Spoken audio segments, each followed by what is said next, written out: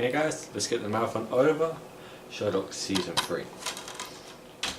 It's good, I mean, well, it's probably my favourite season because season 3 instantly breaks the trend of second episode always being the worst. If you want a good character episode for Sherlock, just go straight to that episode.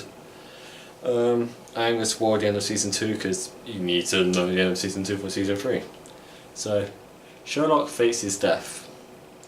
And it's been 2 years that passed, and it's been 2 years since it's between seasons. I don't know if that's on purpose or because BBC hates us, but whatever. Then John's moved on. Then he's getting married to Mary Mornstein, who this is pretty funny because a lot of people were hating on her even before that first episode thing came out. I mean, even I was at first. I mean, it's just if you know him, the boss is kind of against Sherlock, but in season 3 they make her the most likable character in it, and then you find out more secrets about her. Sorry, my cat's on the floor doing something odd. And yeah, well, basically you see all this as she's yet again a well-written character, and it's actually Martin Freeman's wife, so ideal casting, I guess.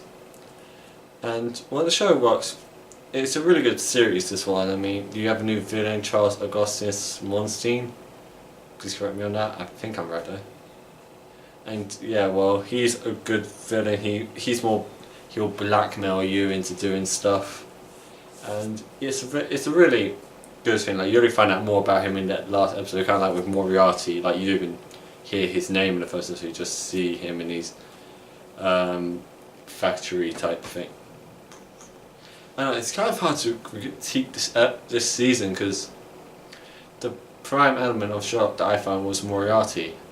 He's kind of out of the picture for this season, which is kind of a problem because you need Sherlock to work off Moriarty. Monstein, he doesn't work. I mean, he's a good villain. No doubt he pushes Sherlock to another limit, but he's not a good thing. He's not a good villain, which is kind of the problem. But it's still a good series. I can understand if people say so. Least favourite. Personally, it's one of my favourites. 2 and 3 actually are my favourites. Season 1, it's just if you want to get introduced into the characters. But 2, the first and third episodes are really great. With season 3, I can watch all of them with no problems. Even the first one, as much as I don't like the villain, it's still enjoyable. This is why I will give Sherlock season 3 a 9 out of 10. As much as I love the series, none of them are really 10 out of 10 on my favourites. It's just kind of depressing. Now that this marathon's over, what should I review?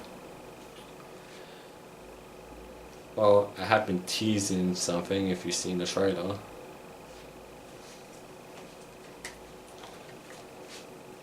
Not sure if you can read that. Let's just get this over with, shall we then? Until that day, probably soon, I've been Tim Star, Shepherd of Fire, which you ever want to call me, and I'll see you guys next time.